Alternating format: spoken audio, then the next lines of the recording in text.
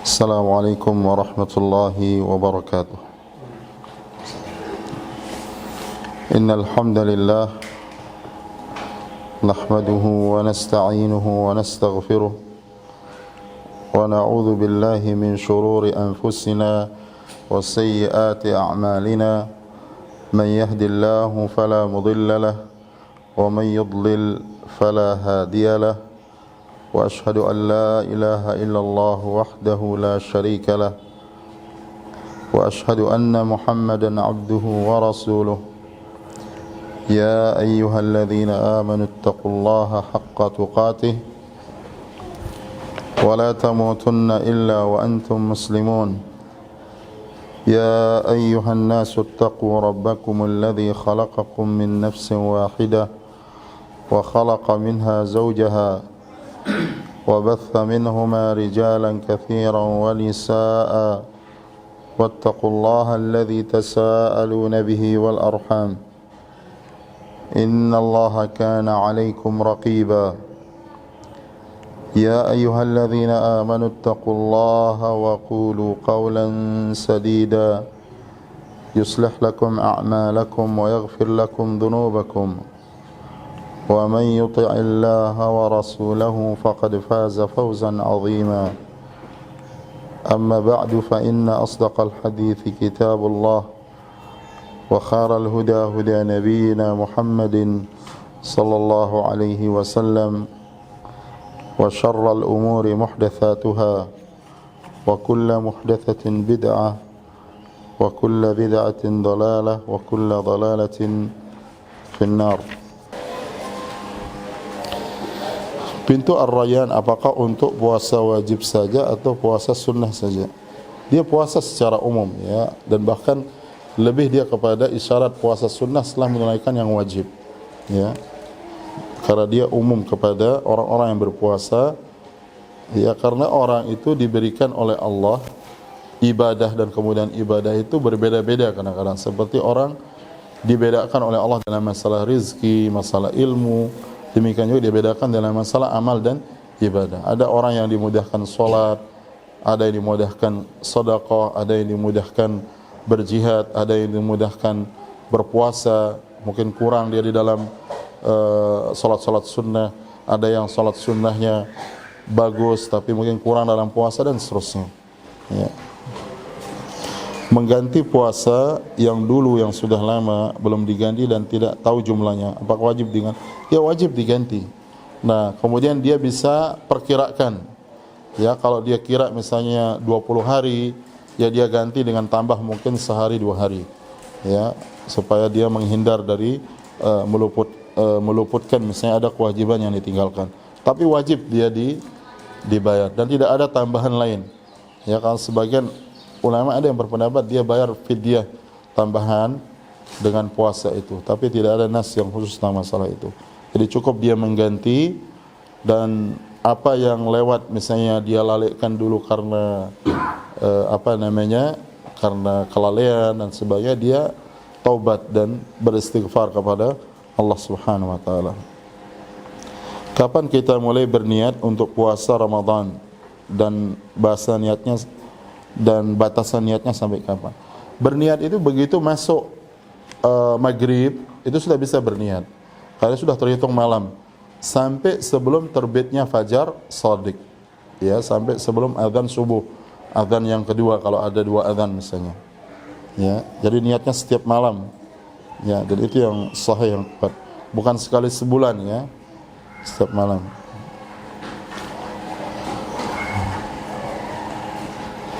Apakah membatalkan puasa jika suami istri bercumbu sampai mengeluarkan madhi? Masalah ini khilaf di antara para ulama. Adapun ulama yang mengatakan tidak batal, mereka berdalil dengan tidak ada nas khusus tentang bahwasanya itu membatalkan.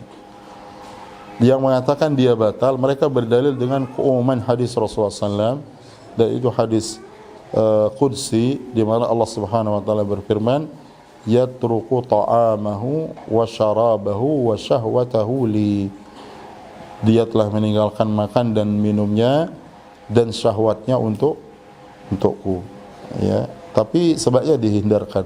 Tapi kalau dia keluar, misalnya bahkan para ulama mempermasalahkan kalau dia keluar mani. Ya, kalau dia keluar mani, sebagian ulama mengatakan dia batal. Tapi kalau dia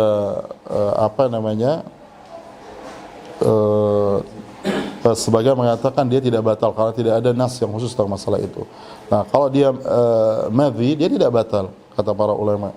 Ya, dia tidak batal karena dia tidak dikatakan menyalurkan syahwat kecuali dia keluar air maninya. Tapi keluar air mani ini sebagian ulama mengatakan dia batal. Oleh karena sebaiknya dihindarkan. Sebagian mengatakan tidak batal karena tidak ada dalil khusus tentang masalah itu. Karena tidak semua yang terlarang itu membatalkan puasa. Tapi boleh jadi mengurangi pahala puasa atau membatalkan pahala puasa. Misalnya ada orang datang ke masjid puasa, lalu pulang-pulang dibawa sendal orang, diambil. Nah, itu tidak membatalkan puasa, tapi bisa membatalkan pahala apa? Puasa. Wallahu a'lam. Jika makanan belum habis di mulut, tiba-tiba azan subuh, apakah puasa dilanjutkan atau dibatalkan? Lanjutkan, bahkan dia boleh menyelesaikan sisa makanan yang di mulutnya itu, ya, bahkan walaupun dia di tangannya. Dan itu ada hadis yang menunjukkan itu, ya, dan itu rukhsah, keringanan dari Rasulullah sallallahu alaihi wasallam. Ya, tapi jangan menyengaja, misalnya nunggu sampai azan baru dia makan, tidak. Nah, itu tidak boleh.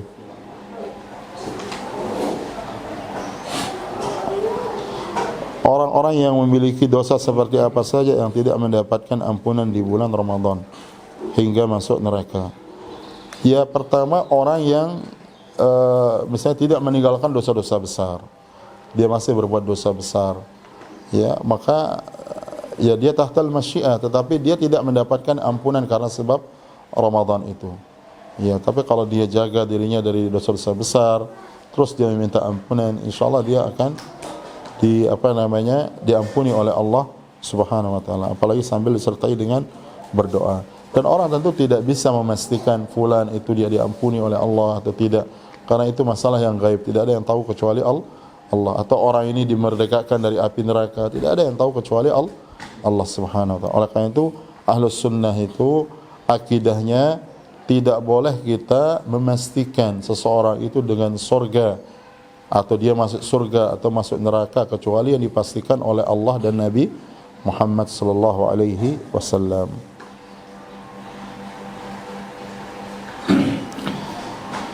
Di sini ada pertanyaan, anak ibu rumah tangga dan kalau Ramadan anak salat tarawih di rumah. Mana lebih utama, anak salat tarawih sekaligus salat witir atau salat witirnya nanti setelah tahajud? Dua-duanya boleh dilakukan. Ya, bisa dia salat tarawih kemudian nanti dia witir diakhirkan, atau dia sekaligus witir, dan itu semua pernah dilakukan oleh Rasulullah SAW. Sudah disebutkan oleh Ummul Mukminin Aisyah, beliau Rasulullah SAW pernah witir itu di awal malam, artinya setelah Isya, pernah di pertengahan, juga pernah di akhirnya, dan itu semua dibolehkan. Apakah bisa salat tahajud walaupun sudah mengerjakan salat witir sebelum tidur? Kalau dia sudah witir, kemudian dia bangun dan ingin tahajud, dia boleh tahajud, tapi jangan dia witir lagi. Ya, dia boleh lakukan itu. Tapi yang kuat dari pendapat para ulama, kalau sudah dia melakukan 11 rakaat, maka itu cukup. Ya, karena Ummul Mukminin Aisyah dalam hadis yang sahih, beliau mengatakan, "Maka Rasulullah SAW yazidu fi Ramadan wala fi ghairi Ramadan aktsara min 11 rakaat." Rasulullah SAW tidak pernah lebih melakukan salat di waktu malam, baik di bulan Ramadan atau di luar Ramadan, lebih daripada 11 rakaat. Di sini ada pertanyaan yang lain. Saya melihara 5 anak yatim. Terkadang di bulan Ramadan banyak dapat beras, zakat dan sembako lainnya. Apakah boleh saya menjual dan membagi-bagikan saudara-saudara saya yang membutuhkan? Terkadang saya hanya mengambil secukupnya saja karena kalau dibiarkan takut dia rusak. Ya boleh, kalau dia yang diberikan, kalau dia termasuk orang yang berhak, ya, maka dia boleh dia boleh berikan kepada orang lain. Tapi kalau itu hak anak yatim itu sendiri yang diberikan, misalnya dia secara pribadi, ya, maka dia tidak boleh berikan kalau itu hak pribadinya, anak yatim itu sendiri. tidak boleh dia berikan kepada orang lain. Tapi kalau khawatir dia rusak, untuk menjaganya mungkin dia menjual, tetapi dia jual kemudian nanti nilai daripada penjualan itu dia simpankan untuk anak yatim tersebut. Tapi kalau dia yang diberikan, ya, karena semata mengasuh anak yatim itu dan bukan hak khusus untuk anak yatim itu, maka dia boleh berikan kepada orang lain. Dan anak-anak yatim itu harus diperhatikan, jangan sampai diabaikan. Bagaimana memotivasi suami agar giat ke kajian? Kadang ketika kita sebagai istri semangat menuntut ilmu, pergi tahsin atau mendengar kajian, suami kurang semangat dan terkadang terjadi konflik kecil dalam rumah tangga. Nah, ini penting, ada suami harus, kalau dia mampu mengajarkan istrinya, wajib dia ajarkan istrinya. Dia buatkan khusus kajian di rumahnya. Ya, kalau misalnya dia mungkin agak berat berduaan dengan istrinya dan sebagainya, mungkin tidak bisa serius, ya dia buatkan pengajian dengan ummahat yang lain atau wanita-wanita yang lain kecil-kecilan. Kalau Rasulullah mengkhususkan kajian untuk itu. Tapi kalau dia tidak bisa mengajar istrinya, ya dia antar ke tempat pengajian, baik itu tahsin dan sebagainya. Tapi juga tahsin itu tentu tidak cukup sebenarnya pada yang wajib saja. Ya, dan sekarang alhamdulillah juga bisa orang melihat di media-media yang ada, ya, atau rekaman-rekaman yang ini, kalau misalnya pergi tahsinnya ini mengganggu kewajiban dia kepada suami dan anak. Ya, jangan nanti istrinya terlalu semangat, ya, ngaji semangat, tapi suaminya tidak pernah dimasakkan misalnya, anak-anaknya terbengkalai, ya, itu juga ya harus didiskusikan, ya, musyawarah bagaimana mengatur waktu yang baik. Karena tetap ada kewajiban suami itu untuk mendorong, membantu istrinya untuk menuntut ilmu, terutama menuntut ilmu yang wajib. Nah, itu tidak boleh dilarang. Kalau dia tidak bisa berikan kepada istrinya menuntut ilmu yang wajib, yang berkaitan dengan kewajiban, ilmu yang berkaitan dengan kewajiban, ya, maka dia berdosa suami itu kalau tidak mendukung istrinya. Di sini ada pertanyaan, saya seorang istri yang sangat mengharap suami saya mau mendatangi majelis ilmu dan semua cara sudah saya praktikkan, tapi suami saya belum mau. Kalau anak-anak alhamdulillah sudah mau, mohon nasihatnya dan minta doakan suami saya agar mendapatkan hidayah. Yang pertama, doakan suami itu agar dia dapat hidayah. Ya, doakan. Dan istri itu tentu paling tahu apa titik yang bisa mendorong suami itu dia mau ngaji, mau kebaikan. Ya, mungkin juga semakin mengaji juga para istri harus semakin baik sama suaminya. Jangan semakin ngaji para suami ini semakin terbengkalai. Ini musibah. Iya, terbengkalai karena para istri itu makan sendiri karena istrinya kesana kemari dan sebagainya. Apalagi kalau dia kerja, istri itu musibah. Ya, karena kewajiban dia di dalam rumah tangga. Ya, oleh karena itu surga dan nerakanya istri itu adalah suami. Ya, bukan hanya orang tua saja, bahkan kewajibannya kepada suami itu lebih dibandingkan dengan kewajiban kepada kedua orang tua. Tapi suami wajib juga membantu istrinya untuk berbakti kepada kedua orang tua. Jadi pertama, doakan suami agar dia baik. Kemudian juga kita semakin ngaji harus semakin berubah menjadi istri yang lebih baik. Dan insya Allah dengan perjalanan waktu, suami itu akan tertarik kepada kajian-kajian ilmu.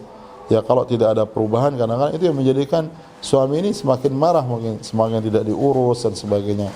Dan kalau sudah dilakukan semua yang baik, ya berarti itu ujian dari Allah Subhanahu wa taala.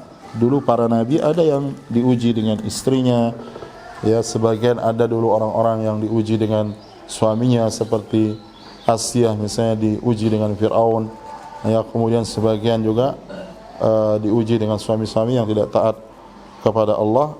Ya, maka bersabar saja sampai mungkin tidak ada jalan. Kalau khawatir kepada keburukan dan sebagainya pada agamanya, nah itu ada babnya yang lain. Tapi mudah-mudahan mungkin istri berikhtiar lebih semangat lagi mendoakan, mengajak suaminya dan semakin baik sebagai seorang istri, mudah-mudahan suaminya akan menjadi baik karena kebaikan yang dilakukan oleh istrinya. Bagaimana kiat-kiat dalam mencari jodoh yang baik? Ya, pertama adalah dengan berdoa kepada Allah agar diberikan jodoh yang baik. Kedua, kita harus juga berusaha memantaskan diri. Artinya kalau kita mau cari istri yang baik, ya kita juga harus perbaiki diri kita, baik laki-laki ataupun wanita. Kemudian yang ketiga, kalau mencari jodoh, cari jodoh dari jalur yang jelas. Jangan lewat medsos. Ya, cari dari orang-orang yang bisa dipercaya. Ya, jangan di sembarang jalanan, ya. Akhirnya anaknya nanti jadi anak jalanan jadinya. Ya, tapi dari orang-orang yang bisa dipercaya, baik dia laki-laki ataupun perempuan. Dan insyaallah dengan doa dan kita berusaha merubah diri kita jadi baik, maka insyaallah pasangan yang baik itu akan bertemu dengan pasangan yang baik yang lainnya.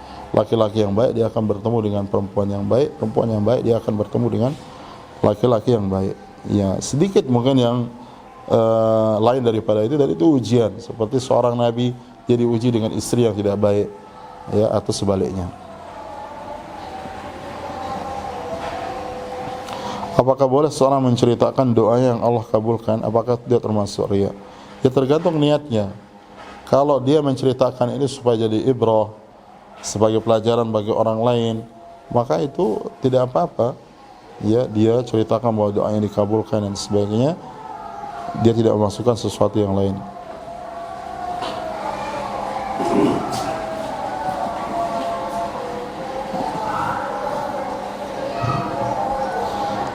Apakah amalan-amalan yang bisa meringankan atau menghindarkan siksa kubur? Pertama, berdoa agar kita dijauhkan dari fitnah kubur, ya, siksa kubur.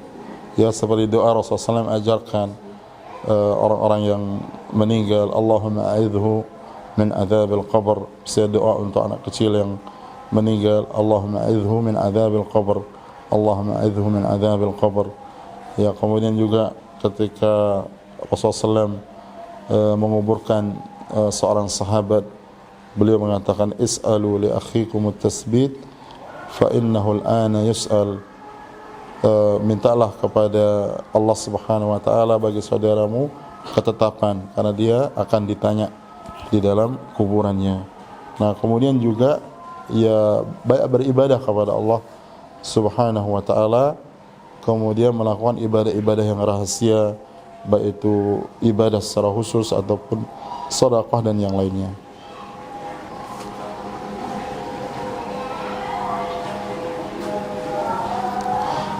Afwan Ustaz, mau bertanya tentang beda syuruk dan duha. Syuruk itu di awal terbitnya matahari, itu salat syuruk. Para ulama khilaf tentang hadisnya, tapi ada yang menghasankan hadisnya, di antaranya Syekh Al-Albani rahimahullah. Jadi orang kalau dia duduk selesai salat subuh di masjid, ya, kemudian dia begitu terbit matahari, kemudian dia salat, itu namanya salat syuruk. Sebagian ulama mengatakan itu awal dari duha. Dan salat syuruk ini bagi orang yang duduk di masjid. Sebagian ulama mengatakan juga bagi wanita kalau dia duduk setelah salat walaupun dia di musalla rumahnya. Nah, sedangkan duha itu dia tidak di awal duha, tidak di awal syuruk saja, tapi dia juga di syuruk itu kalau dia tidak duduk di masjid, kemudian juga sampai sebelum matahari itu di pertengahan di pertengahan langit. Ya, itu perbedaan antara duha dengan syuruk. Jadi syuruk itu di awal terbit matahari, sunnah mereka salat bagi orang yang duduk di masjid setelah salat subuh.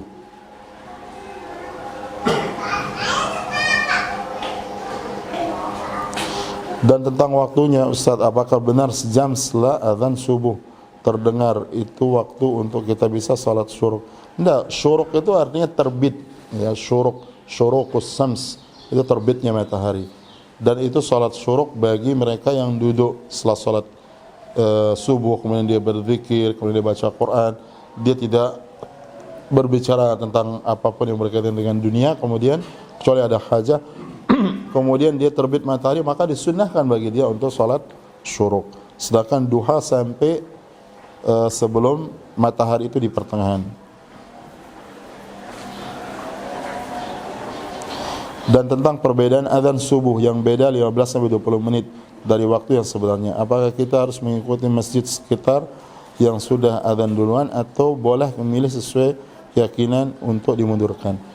Pertama, kalau kita bisa melihat langsung fajar, ya kita harus lihat fajar shadiq. Tapi kalau kita tidak bisa melihat fajar shadiq, terutama kita yang di keramaian, pemukiman, banyak lampu sehingga susah untuk membedakan fajar shadiq itu, maka kita ikuti jadwal solat yang ada disebarkan pemerintah. Dan itu cukup insyaallah, ya, dan itu istiqnah. Dan ini disebutkan oleh Syekh Ibnu Utsaimin rahimahullah tentang masalah itu. Jadi jangan takalluf kemudian kita cari ini sehingga menimbulkan keributan di antara jamaah. Ada yang ini terus mengatakan ini solatnya tidak sah. Dan ini permasalahan dari dulu ada, ya. Dan juga di dalam hadis sahih disebutkan oleh Rasulullah SAW di antara tanda-tanda dekat hari kiamat itu ada pemimpin-pemimpin yang dia mengakhirkan solat itu sampai dia keluar dari waktunya. Ya, apa yang diperintahkan oleh Rasulullah SAW? Rasulullah SAW mengatakan kamu solat di tepat waktunya, kemudian nanti kemudian kamu salat bersama pemimpin, artinya untuk menghindarkan fitnah, artinya perseteruan atau konflik antara rakyat dan penguasa. Dan itu tuntunan Rasulullah SAW. Jangan bikin gaduh justru. Ya, kalau sekarang misalnya dia agak maju, ya mungkin azannya yang maju, tapi salatnya mudah-mudahan tidak maju. Tapi kalau yakin, nah cuma sekarang kan yakin itu asalnya dari sesuatu yang fakta yang kita lihat. Nah, kalau misalnya kita tidak bisa melihat fajar setiap hari, maka kita ikuti jadwal itu. Dan kalau ternyata mereka azan, waliyadzubillah misalnya, di luar waktu dan sholatnya di luar waktu, maka yang bertanggung jawab itu muadzin sama imam. Dan ini penting. Rasulullah SAW mengatakan dalam hadis, al-imamu dhamin. Imam itu sebagai penjamin. Dia bertanggung jawab loh. In ahsana falahu walakum. Kalau dia baik dia jadi imam, dia dapat pahala, makmumnya juga dapat apa? Pahala. Wa in asaa fa alaihi walakum. Kalau dia jelek dia jadi imam, ya, maka dia yang dapat dosanya, makmum tetap dapat apa? Pahala. Kemudian kedua, beliau mengatakan wal muadzinu mu'taman. Orang yang azan itu orang yang diberikan amanah. Kalau dia tidak amanah, ternyata dia khianat, yang tanggung jawab itu siapa? Dia berdosa. Kita kan tidak tahu apa, tidak bisa kita lihat. Kecuali misalnya kita lihat fajar shadiq itu, maka kita usahakan tepat waktu. Mungkin dengan menasihati imam ini mengakhirkannya. Tapi kalau hanya sekedar kita dengar berita, oh ini dia kedahuluan 15 menit, 20 menit dan sebagainya, maka itu tidak ada dosa bagi orang yang tidak mengetahui. Ya sama dengan kita melihat hilal itu, ternyata kita melihat orang-orang mengatakan melihat hilal, ternyata tidak misalnya pemerintah, maka itu urusan pemerintah, ya, supaya tidak terjadi kegaduhan. Ya, tidak jadi kegaduhan. Jadi jangan ikut orang-orang, dan ini masalah diperdebatkan dari dulu abad ke-7 di zamannya Al-Hafidz Ibnu Hajar Al-Asqalani dan sebagainya. Oleh karena itu pemerintah di Saudi Arabia sendiri mereka menegaskan hal itu dan melarang orang-orang yang membuat gaduh tentang waktu dan mengikuti apa yang ditentukan oleh pemerintah di sana dari takwim Ummul Qura yang sudah disepakati. Ya, dan itu tidak masalah. Memang kita diperintahkan oleh Allah dan Rasulullah SAW untuk mengikuti tauqid yang diajarkan Jibril kepada Nabi Muhammad SAW. Waktu fajar shadiq, waktu kita lihat matahari. Misalnya sekarang kalau waktu zuhur, tegakkan sesuatu. Kalau sudah dia tergelincir matahari, ya, ke arah timur, walaupun sedikit, berarti sudah masuk apa? Waktu zuhur. Nah, tapi kalau dia misalnya mendung, misalnya dari mana mau tahu matahari? Ini tidak ada. Nah, disitulah Syekh Ibnu Utsaimin mengatakan pergunakan alternatif kedua, yaitu untuk istiqnas, yaitu jadwal yang sudah diedarkan oleh pemerintah. Ya, kalau dia salah, insya Allah ini tidak ada masalah. Tidak ada masalah. Orang saja kalau dia sholat ternyata dia sudah keluar waktu, di luar kemampuan dia tidak diterima. Sholat Rasulullah SAW itu pernah loh, sholat subuh, ya, dia sudah terbit matahari, bangun-bangun ternyata sudah matahari terbit. Ada sahabat yang ditugaskan untuk menjaga waktu supaya mereka dibangunkan waktu subuh. Kemudian Rasulullah SAW perintahkan sahabat untuk pindah dari tempat itu karena di situ banyak syaitan. Lalu beliau sholat subuh dalam keadaan matahari dia sudah tinggi. Ya, dan itu terjadi. Ya, jadi jangan kita memasakkan, artinya kita jangan melawan sesuatu yang kita anggap salah dengan cara yang apa? Salah, ya. Apalagi membuat kegaduhan di banyak orang dan sebagainya, dan hal-hal yang berkaitan, bahkan itu termasuk bagian daripada manhaj dan akidah Ahlussunnah. Masalah solat berjamaah, masalah Jumat, masalah jihad, masalah haji, masalah puasa, itu yang menentukan siapa? Pemerintah. Itu disebut dalam kitab-kitab akidah itu. Ya, jadi jangan kita, kalau dia salah dia nanggung nanti pemerintah itu, dia tanggung jawab di hadapan Allah.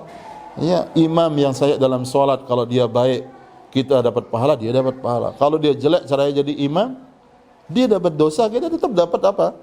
Pahala, karena dia menanggung, dia yang punya urusan, bukan urusan kita. Ya, jadi ini penting untuk dipahami. Wallahu a'lam. Ini yang terakhir ya. Terakhir. Baik sekali ini. Ustaz Anaidin bertanya, saya sangat suka dalam belajar beberapa bahasa, namun suami saya melarang saya karena mengizinkan saya belajar bahasa Arab saja. Namun rasa suka saya dalam belajar bahasa yang lain ini sangat besar. Jadi apa yang harus saya lakukan? Saya takut kalau ketika saya belajar bahasa yang lain, karena dilarang akan membuat saya berdosa pada beliau. Ya, itu bisa dibicarakan, tapi jangan sampai menyibukkan diri dengan bahasa yang lain ini kemudian melalaikan diri dari kewajiban atau menuntut ilmu yang wajib dan sebagainya. Ya, artinya mempelajari bahasa itu hukumnya mubah saja. Ya, apalagi kalau itu dia dibutuhkan bahasa yang lain. Wallahu a'lam. Bagaimana menyikapi orang yang pernah menyakiti kita? Apa ana salah jika sengaja tidak ingin menegur jika bertemu berpapasan atau di jalan misalnya? Ya, menghajar seorang muslim atau muslimah itu tidak boleh lebih dalam masalah dunia dari 3 hari 3 malam. Ya, la yahillu limri'in muslimin an yahjura akhahu fawqa 3 layal. Tidak halal bagi seorang muslim atau muslimah tidak menyapa saudaranya lebih daripada apa?